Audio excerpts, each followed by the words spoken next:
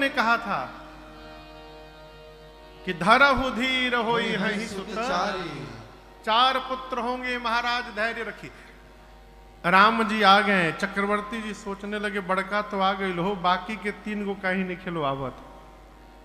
बाद वाले 3 क्यों नहीं आ रहे हैं? अभी सोच ही रहे थे तब तो दासी आई, आकर बोली महाराज बधाई हो, बधाई हो,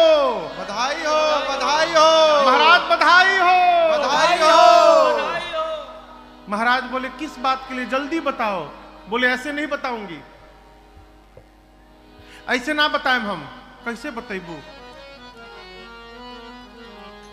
अरे राजा जी खजानवा दे दो, रानी जी गहनवा दे दो, राजा जी खजानवा दे दो, रानी जी गहनवा दे दो, राजा जी खजानवा दे दो, रानी जी गहनवा दे दो, बाजी नाम जीरा ऐसे हीरा रतनवा दे दो, राजा जी खजानवा दे दो, रानी जी गहनवा दे दो, राजा जी खजानवा दे दो, रानी जी गहनवा दे दो, बाजी नाम जीरा ऐसे हीरा रतनवा दे दो, राजा जी खजानवा दे दो, रानी जी गहनवा दे दो,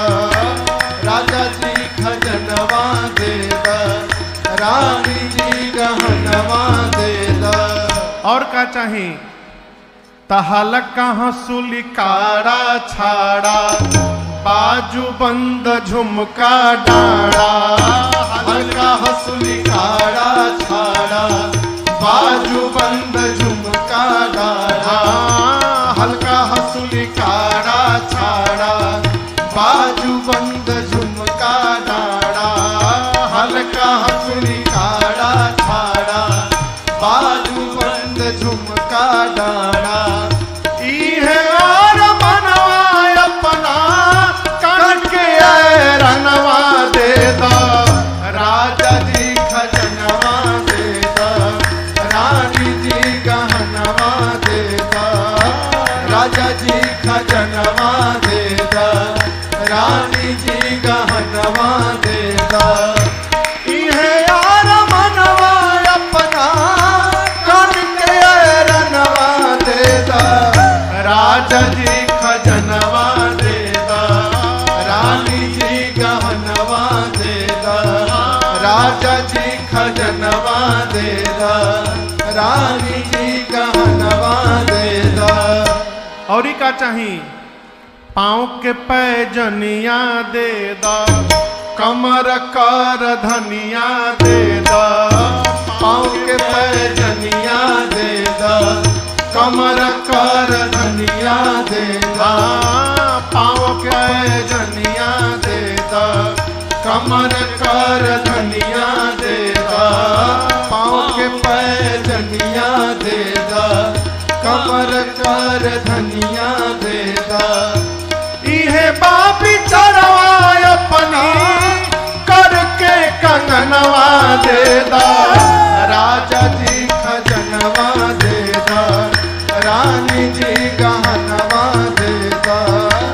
राजा जी खजानवा दे दो, रानी जी गहनवा दे दो, इहे बापी चढ़वा अपना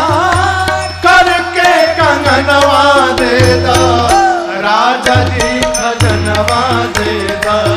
रानी जी गहनवा दे दो, राजा जी खजानवा दे दो,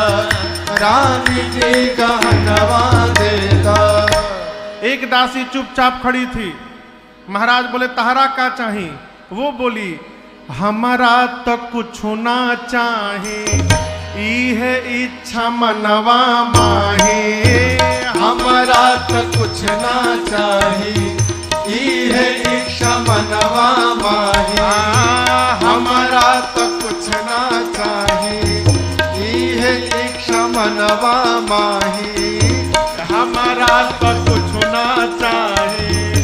इहे इच्छा मनवा माही, इहे बास सपनवा अपनी गोदी के ललनवा दे दा,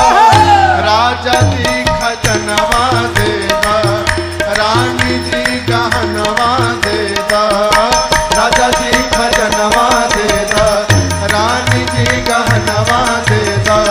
बाजी ना मनीरा से हीरा रतनवा दे दा, राजा जी खजनवा दे दा, रानी जी गहनवा दे दा, राजा जी खजनवा दे दा, रानी जी गहनवा दे दा, राजा जी खजनवा दे दा, रानी जी गहनवा दे दा।